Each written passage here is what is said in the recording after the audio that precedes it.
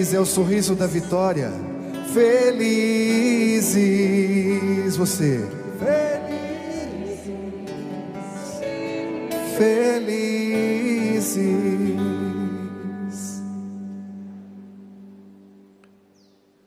Pois é, nada de cara amarrada então. Não podemos mais compreender a nossa riqueza como um peso. Engraçado isso, né? Não sei como foi o seu cristianismo, mas no meu, em muitos momentos eu identifiquei que aqueles que me ensinavam a ser cristão, me ensinavam como se aquilo fosse um prejuízo que eles estavam tomando. A começar pela expressão terrível: Deus vê tudo. Misericórdia. Por que essa expressão causava tanto pavor em nós? Por causa da cara do infeliz que falava para a gente. Porque veja bem, se eu falo a mesma coisa, primeiro eu vou falar: Deus vê tudo. Como é que você interpreta isso? Treme nas bases. E se a gente fala assim: Deus vê tudo? Já melhora, não melhora? Pois é. Durante muito tempo, e muitos de nós ainda trazemos essas marcas de um cristianismo que foi imposto como uma obrigação desagradável. Domingo é dia de ir à missa. Eu já falei. Por que vocês não vão? Porque se é para voltar desse jeito, eu não vou mesmo. O cristianismo muitas vezes passou por uns filtros estranhos da obrigação. A nossa iconografia precisa até ser repensada, né? É muita gente triste no altar. O mais engraçadinho é o São Sebastião, que parece que ainda teve um tempo de fazer uma atividade física ao longo da vida. Está flechado, mas está trincado. Os outros santinhos estão sempre... Eu me lembro que na Semana Santa era um misto de satisfação e de pavor quando eu via a imagem de Nossa Senhora das Dores saindo ao encontro do Senhor dos Passos, lá em Formiga, na procissão do encontro. Que eu gostava daquela procissão porque a gente chorava. O bom pregador de Semana Santa é aquele que fazia o povo chorar, com culpa. Quanto mais colocava você: olha só o que aconteceu com você. Misericórdia, o que eu fiz de tão grave para essa cena tão trágica, minha gente? E eu me lembro que eu sempre tive um amor muito grande pelo coração de Jesus, e aprendi isso com a minha mãe. Eu me lembro que, muito curioso, na Semana Santa, eu gostava de ficar lá nos bastidores vendo as coisas acontecendo, né?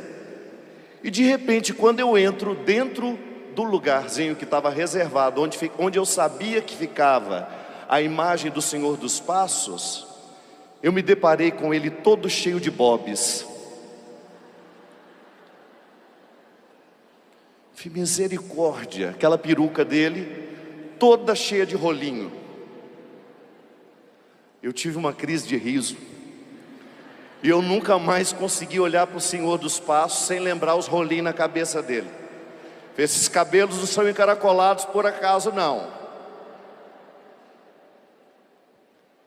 Mas os nossos ícones são muito tristes. As imagens. A santidade sempre esteve muito atrelado à tristeza, ao sofrimento, à luta. É por isso que isso se tornou causa de rejeição para muitas pessoas. Por quê, minha gente? A partir do momento que nós começamos a evoluir como humanidade, quando a gente começou a tomar um pouco mais de conhecimento de psicologia, de psiquiatria, a gente começou a entender que o amor ao sofrimento é uma doença que precisa ser curada. Em nome de Deus, muitas pessoas passam uma vida inteira neuróticas pelo sofrimento, porque faltou a medicação. E atribuem isso ao sagrado, chamam isso de vida de santidade. Não. O primeiro passo para uma experiência verdadeiramente cristã é a cura de tudo aquilo que é psíquico estragado dentro de nós. E aí o que vamos fazer com o sofrimento é outra coisa.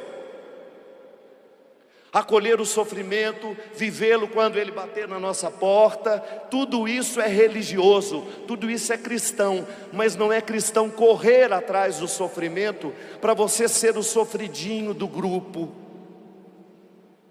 para as pessoas terem pena de você, para as pessoas te admirarem. Nossa, como ela é sofrida, meu Deus do céu. Tem gente que tem essa neurose e transforma isso em cristianismo.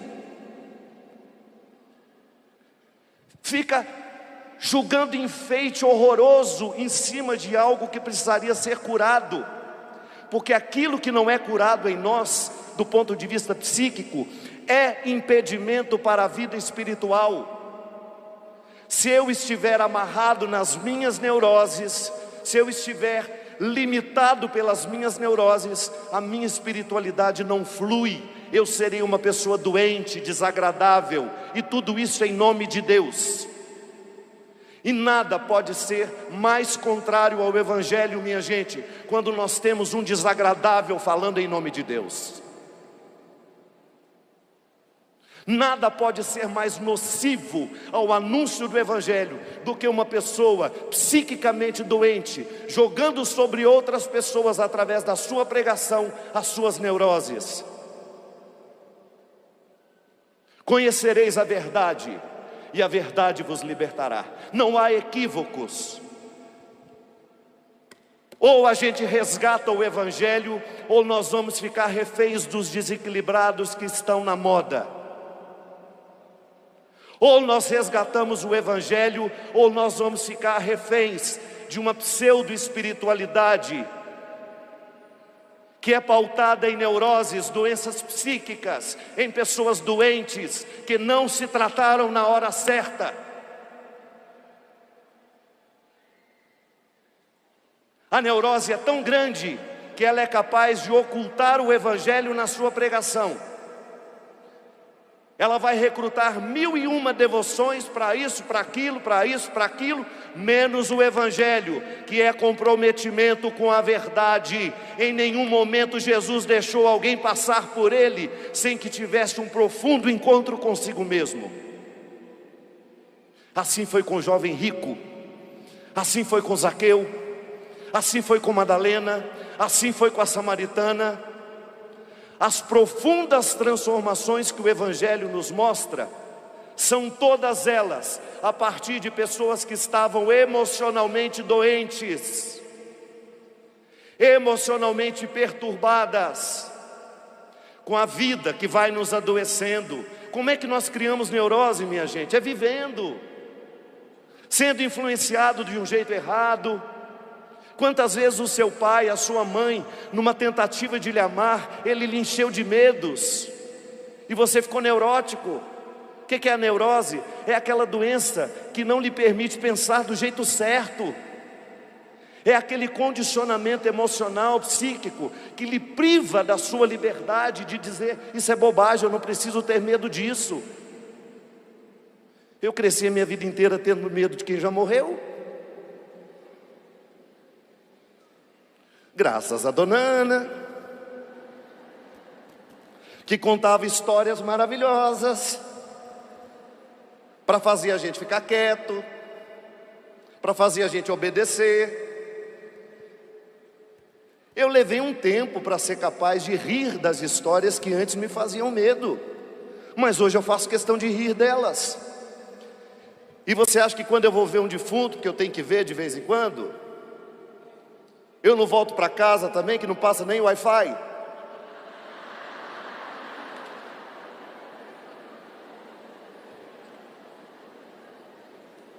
Aí eu racionalizo. Aí eu sempre penso na minha irmã, que é a única defunta que eu queria ter visto, e não vi. Aí eu sempre penso assim: Heloísa, que eu sempre pedi que viesse me ver, para eu aproveitar e ter uma conversinha com ela de como é que é do lado de lá, nunca veio. A fulana de tal que eu nem sei que eu vi lá, que estava no caixão, vai vir me ver? Para quê? Racionalizava, e aos poucos ia me livrando daquelas situações que eram para mim limitadoras, porque os medos nos limitam. Então, neurose, doenças emocionais, elas vão se estabelecendo dentro de nós à medida que nós vamos vivendo. Os outros vão nos machucando, os outros vão nos assombrando, os outros vão colocando dentro de nós situações difíceis. Por exemplo, quem foi a vida inteira traído, depois tem uma dificuldade imensa de acreditar na fidelidade. Mas em algum momento da vida, eu tenho que fazer a mesma experiência que a samaritana fez com Jesus, de ter aquele encontro a sós com Ele, e passar minha vida limpo. Você já fez essa experiência mística, religiosa, de um dia se imaginar diante de Jesus, da mesma maneira como a samaritana esteve? E deixar que Ele faça todas as perguntas que talvez você ainda não tenha escutado ao longo da sua vida? Como é bom, minha gente, como é necessário ouvir a pergunta certa. Porque perguntas nós escutamos o tempo todo, mas existem algumas perguntas que mudam a nossa vida. São aquelas perguntas que entram no mais profundo da nossa história e desencadeiam a necessidade de uma resposta. Ou então, elas plantam um conflito tão cruel, que enquanto nós não resolvemos aquilo, a gente não sossega. Eu já contei a história, nem sei se a Carla está aqui hoje. Carla Carvalho está ali, ó. Essa mulher mudou minha vida uma vez com uma pergunta que até hoje eu ainda me faço. Foi a primeira vez que ela me viu na vida. Eu estava indo fazer um show na cidade dela. Ela e o marido ficaram responsáveis por me buscar lá em Taubaté, me levar. E quando eu entrei dentro do carro, eu não estava querendo muita conversa. Sabe quando você está aborrecido assim? E ela muito simpática, falei: ai meu Deus, será que eu vou ter que conversar até chegar? Está chovendo? Não. Pois é, o tempo está feio, né? Aquelas conversas que você não sabe como conversa com quem você não conhece.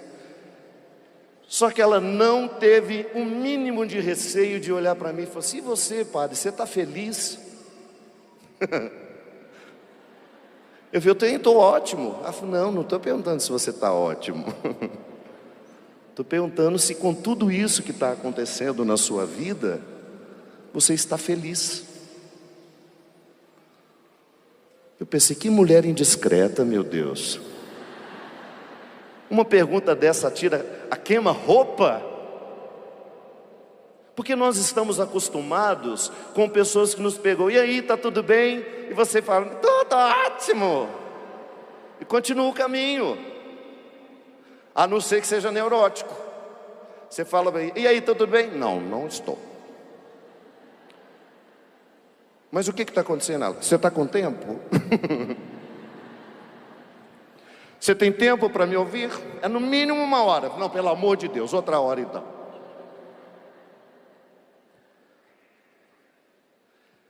Com aquela pergunta dela: você está feliz? Diferente de perguntar: está tudo bem? Eu percebi que aquela mulher se interessava por mim de uma maneira diferente das outras pessoas que até então me cercavam. Ela fez uma pergunta fundamental, minha gente. Quantos de nós aqui também não estamos necessitados de que alguém olhe nos nossos olhos e pergunte se nós estamos felizes? A felicidade não é a ausência de problemas. Eu posso muito bem estar cheio de problemas e estar feliz, porque a felicidade é um estado de espírito, como você bem, Márcio, cantou aqui. É um estado de espírito que nos coloca em espera. Nada pode identificar mais a fé cristã do que o conceito de esperança. A nossa esperança é operante, isto é, eu não fico sentado esperando acontecer. Enquanto eu espero, eu opero, eu trabalho, eu faço. É como receber uma visita. Se eu vou ser recebido pela Salete na casa dela, ela só faz bolo de laranja, porque é a única coisa que ela sabe cozinhar. Mas eu sei que ela vai me esperar com um bolo de laranja. Ela não me espera sentada, ela prepara a minha chegada. O que faz uma pessoa feliz não é aquele, ai meu Deus, como eu estou feliz. Não é isso, é muito mais do que isso. O que faz a gente ser feliz é aquilo que nós esperamos. Nós não somos movidos por aquilo que já temos. Nós somos movidos por aquilo que ainda não temos, é por aquilo que esperamos possuir um dia.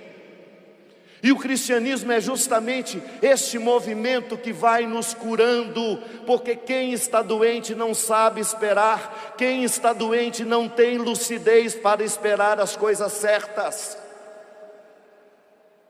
Quem está neurótico, quem está perturbado emocionalmente, quem não está muito bom da cabeça, quem não passou pelo processo de se curar, de se reconciliar consigo, de se reconciliar com as outras pessoas, ela não consegue esperar nada de bom. O evangelho de hoje é uma história linda, que dá para fazer vários sermões com cada frase desse evangelho de hoje. Mas o Senhor está falando justamente que a messe é grande, e todos nós estamos esperando os operários. E eu sei que na cabeça de muitas pessoas, esse anúncio do evangelho de hoje é como se fosse eu ficando passivo nessa história. Você esperando que venha um padre, esperando que venha uma freira, esperando que venha um missionário. Eu, a minha vida inteira, enquanto eu não era padre, eu escutava esse evangelho assim. Não é verdade? A messe é grande e os operários são poucos. Você já imagina aqueles poucos ali, ó. Ah, mas que desaforo. E você fica bonitinho esperando sentado? Não. Jesus já estava pensando de uma forma que infelizmente nós ainda não conseguimos dar a Ele. É o protagonismo dos leigos. Leigos engajados, leigos evangelizadores. Você não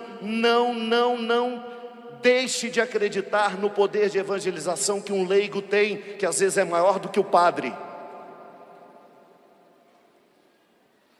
O anúncio de hoje não é para encher esse altar de padres, não. O anúncio de hoje é para encher esse rincão e muitos outros de leigos evangelizadores, de homens e mulheres que fizeram uma verdadeira experiência de Jesus.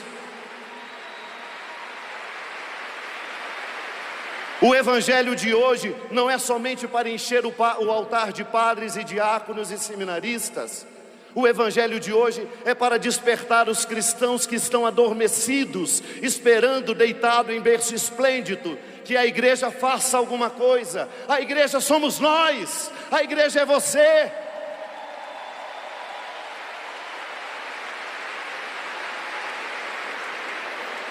E essa igreja, ela precisa ser curada em mim, ela precisa ser curada em você. Quando você vai buscar uma ajuda de um psicólogo, claro, você tem o direito de escolher. Eu quero um psicólogo cristão, padre. Ele, como profissional, ele não vai poder falar nada de religião para você. Ele tem uma outra capacitação, ele vai te entender como ser humano, não como cristão. Quando você escolhe um psicólogo para ajustar dentro de você os seus desajustes emocionais, os frutos estragados da sua história, acredite nisso, a igreja está sendo curada em você. Quando nós tomamos a decisão, eu quero ser uma pessoa melhor, a igreja está sendo curada em você. Porque, minha gente, chega dessa ideia que nos coloca todos à parte, e a igreja é uma instituição que manda em nós. Não é assim que Jesus nos quis. Jesus nos quis colaboradores. Tanto é que no seu grupo tinha de tudo. Só não tinha padre e freira.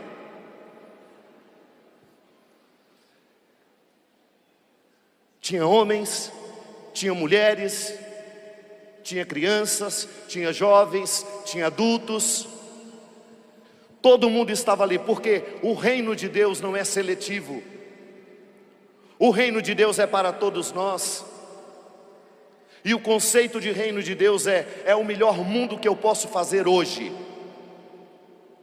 O reino de Deus para os cristãos é uma esperança? É. Ela é escatológica? É. Ela é após a morte?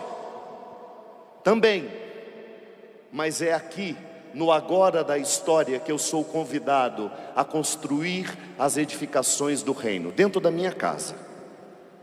Dentro da sua casa, o reino de Deus precisa começar. Precisa começar.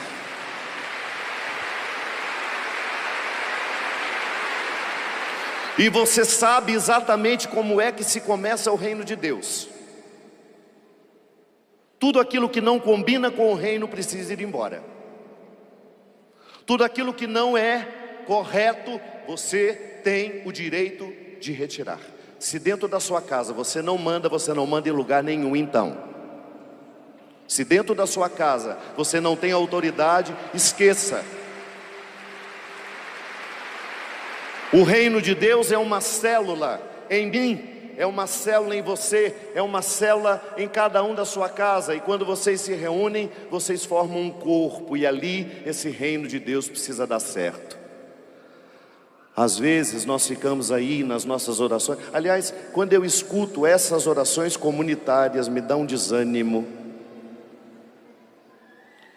Nós queremos que Deus cure a fome na África, nós queremos que Deus dê a paz mundial, nós queremos que Deus una os povos, nós queremos que Deus faça isso, nós queremos que Deus faça aquilo.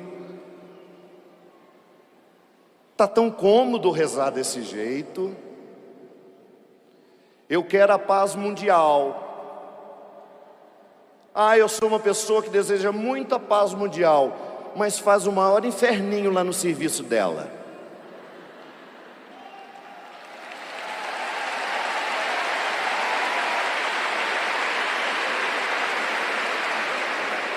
Não é? Está cheio. Eu luto pelos direitos humanos, mas trata como se fosse um traste a velhinha, vozinha que mora na mesma casa que ela.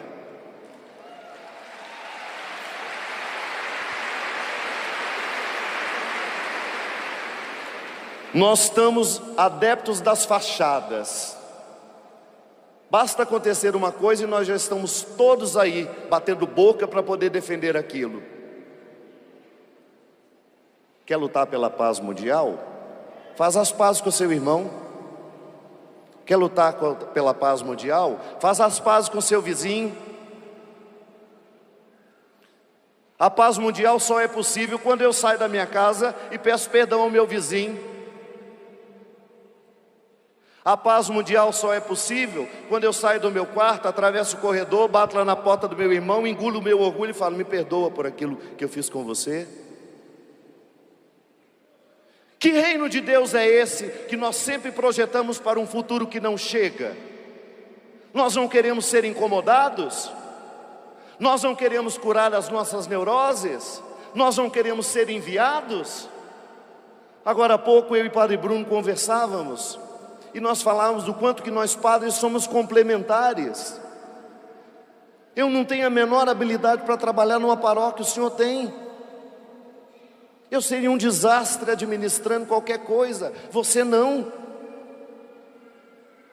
Eu tenho habilidades que ele não tem, ele tem algumas que eu não tenho. E entre nós é uma ciumeira dos infernos. Uma vergonha. Uma vergonha que nós padres não tenhamos a coragem de reconhecer a grandiosidade do ministério daquele que é diferente de nós, e falamos mal uns dos outros por trás,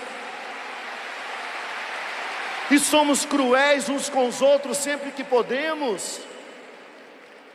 Somos cruéis uns com os outros sempre que podemos, porque o ministério que está dando certo me incomoda. Mas por que, meu Deus do céu? Se Ele está fazendo justamente aquilo que eu quero fazer, transformar esse mundo num lugar melhor.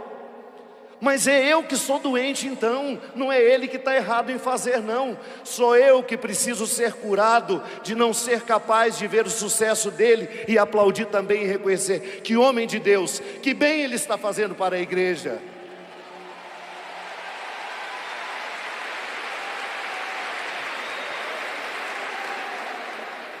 As piores pessoas que eu conheci na minha vida eram religiosas. Religião não é garantia de nada.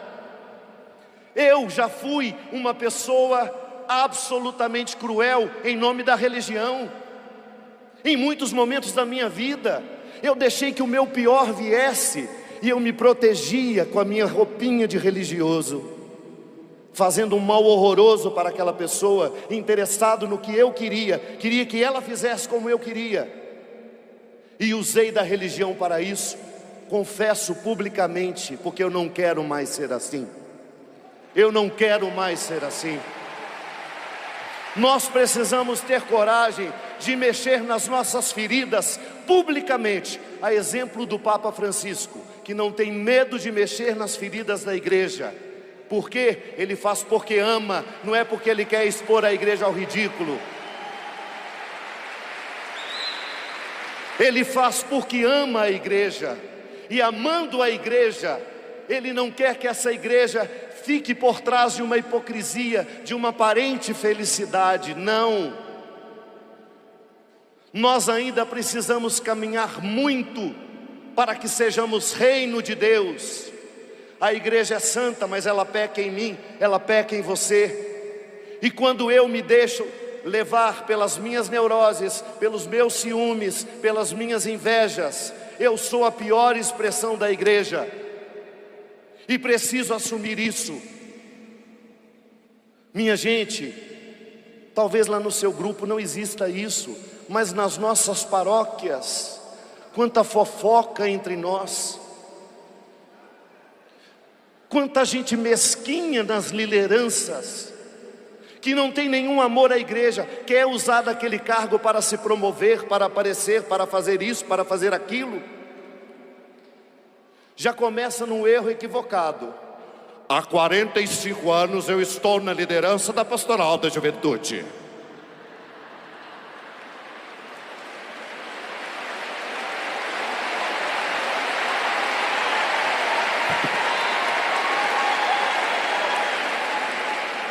Meu amigo, você já tem que estar no grupo da terceira idade.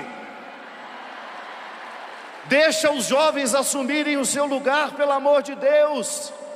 Vamos ceder espaço para os que estão chegando. Nós não podemos ficar apegados aos nossos espaços não, porque senão não surgem outros. Vocês aqui que cantam, vocês que lideram, vocês sabem muito bem a necessidade de dar oportunidade a quem está começando. Claro que não vai dar numa primeira oportunidade, num evento grandão, mas vocês vão trazendo aos poucos. Os padres pregadores, a mesma coisa. A Canção Nova precisa ir colocando em evidência, porque nós precisamos de padres que venham substituir os que estão partindo. Nós não podemos ficar definitivamente fixados no nosso lugar. É nobre saber sair de cena, contribuir, eu agora que outro venha ocupar o meu lugar. Mas porque não nos curamos, porque temos necessidade daquele lugar, porque é ali que eu apareço, é ali que eu acho que eu valho alguma coisa, é ali que eu acho que eu sou valorizado, então eu fico apegado àquilo a vida inteira.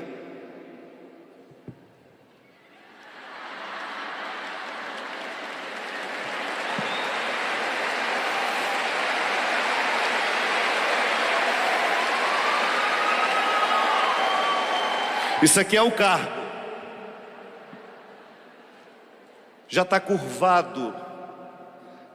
E o pior, minha gente, quando nós não deixamos Deus trabalhar nessas nossas doenças emocionais, a gente perde a salvação. Aí quando nós chegarmos no céu, com aquela carinha assim de que vamos ser reconhecidos na hora, né? São Pedro vai falar: eu não sei quem é você não. Que isso, São Pedro?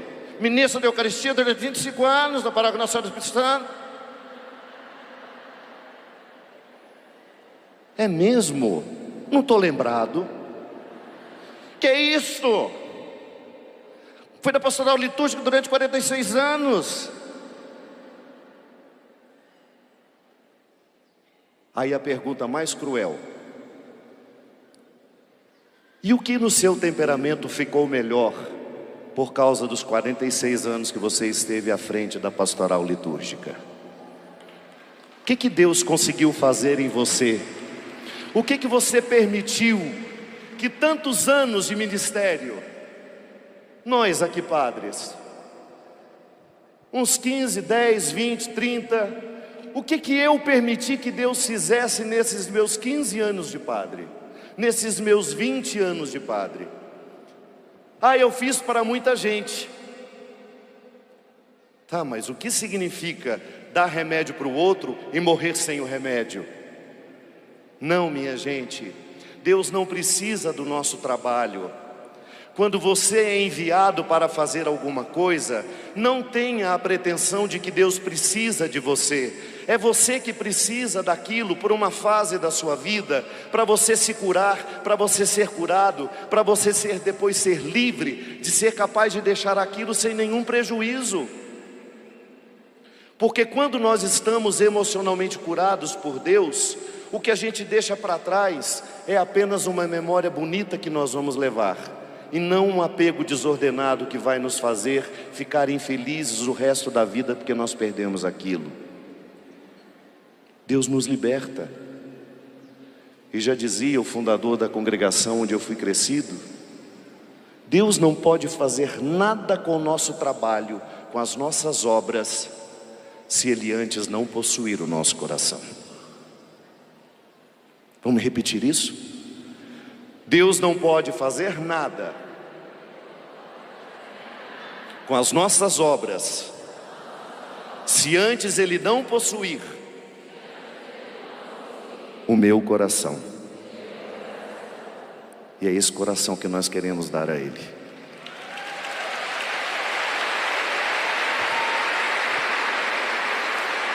É esse coração que nós queremos oferecer a Ele. Porque é nesse coração que o reino de Deus começa. É aqui que eu quero matar a minha inveja. Eu não quero ser um sinal de inferno dentro da igreja. Eu não quero ser uma propaganda negativa da igreja. Eu não quero ser uma pessoa insuportável dentro da igreja, em nome da igreja. Volto a dizer, quando um desequilibrado, um desordenado, nós estamos ordenados, né? Quando um desordenado fala em nome de Deus, ele causa estragos. E é por isso que nós vamos ter um senso crítico muito aguçado. Se o que nós estamos pregando é de fato a verdade do Evangelho, ou é o fruto das nossas neuroses que já estão saindo em nós.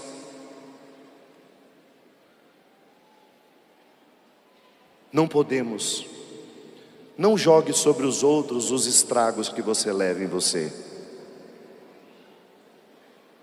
Não jogue. É precioso demais. É precioso demais o que Deus lhe chama a viver. Deus lhe chama a viver em ordem, coração organizado. Você vai ver como é bom a gente não sentir ciúmes. Claro, é natural em nós, mas você põe aquilo na doma. Como é bom você não sentir inveja. Quando a gente fica curado e você não sente inveja do outro, você comemora com o outro.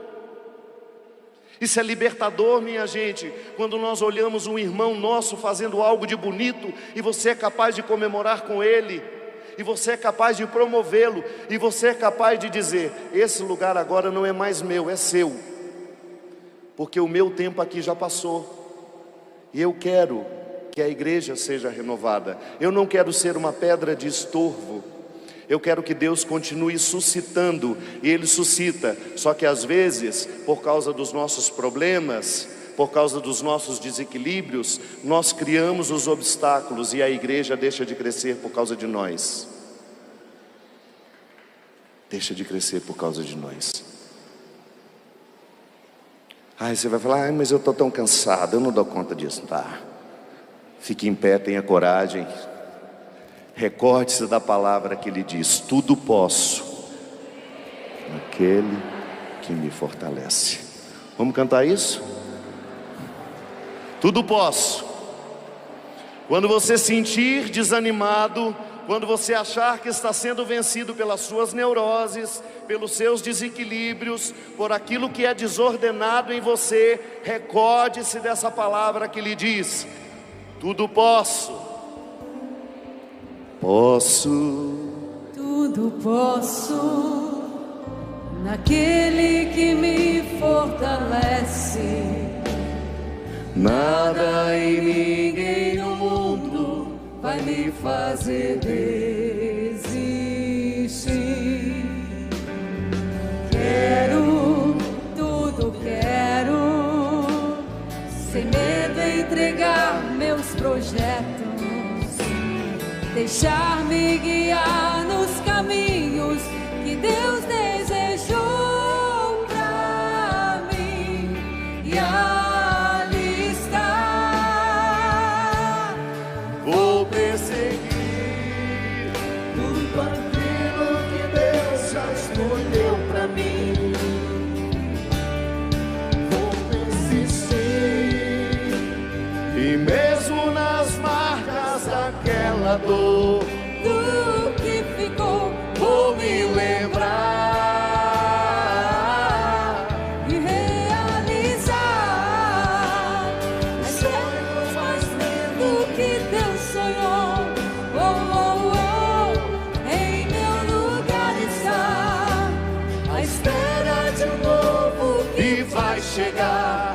Vou persistir, continuar a esperar e crer, mesmo quando a visão se turva e o coração só chora, mas na alma a certeza da vitória.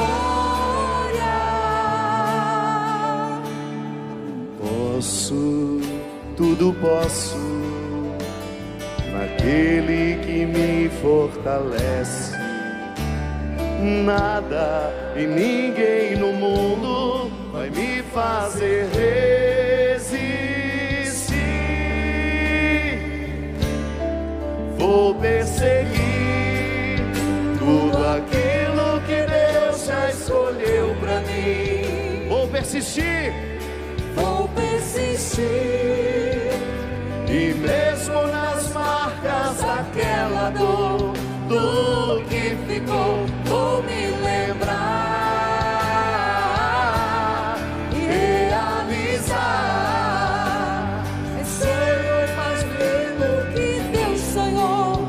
Oh, oh, oh, em meu lugar está, à espera de um novo que vai chegar. Vou persistir, continuar a esperar e crer, mesmo quando a visão se turva e o coração só chora, mas na alma a certeza da vitória.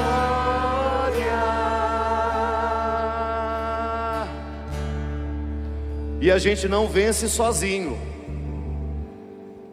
Nada melhor do que estarmos rodeados de pessoas que nos amam. Hoje nós trazemos para o altar a presença da minha querida amiga Marina Patrus. A Tânia fez a primeira leitura para recordar essa memória dessa mulher que foi tão fundamental na Canção Nova e que faleceu este ano. E ela morreu lutando. Este ano foi um ano de muitas perdas para a Canção Nova. Muitas. E a Marina me ensinou uma coisa: É ela que me dizia sempre, me olhando nos olhos: Padre Fábio, os nossos amigos, os verdadeiros amigos, são aqueles que nos fazem amigos de Jesus.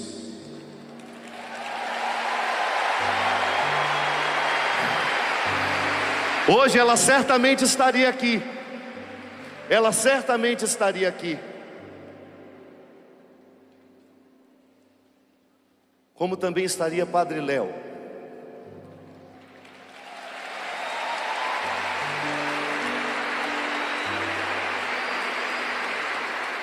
Compromisso marcado. Osana Brasil, é dia de todos nós estarmos aqui.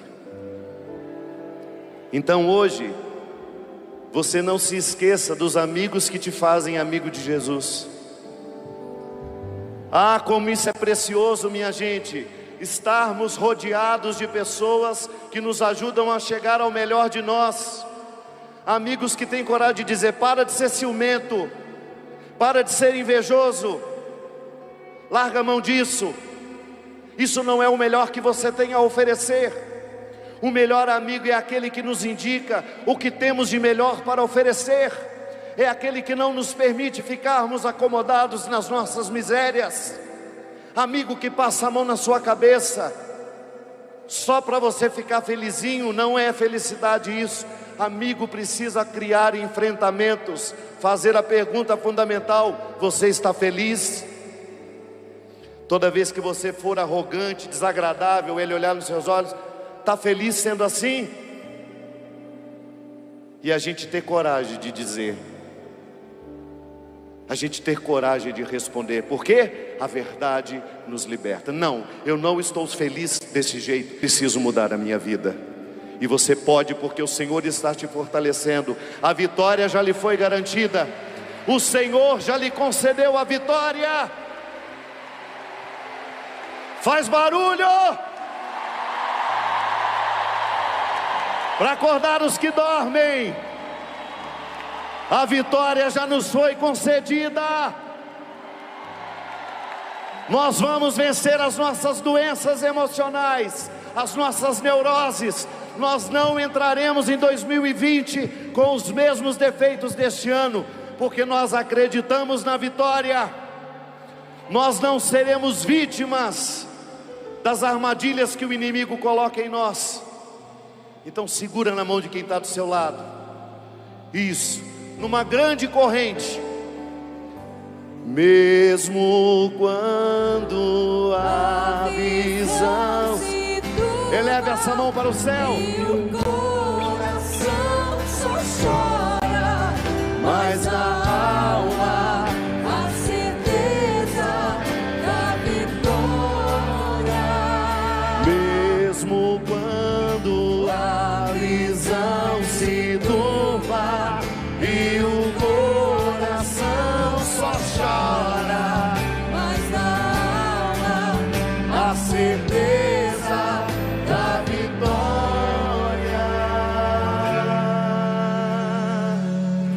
Eu vou sofrendo, mas seguindo enquanto tantos não entendem. Vou cantando minha história, profetizando que mas com esse poço a gente não chega nem em Guaratinguetá. Nós temos que atravessar a nossa alma com esse poço. Que eu... Tá ficando bonito. Que eu... Para abalar as estruturas do inferno agora. Tudo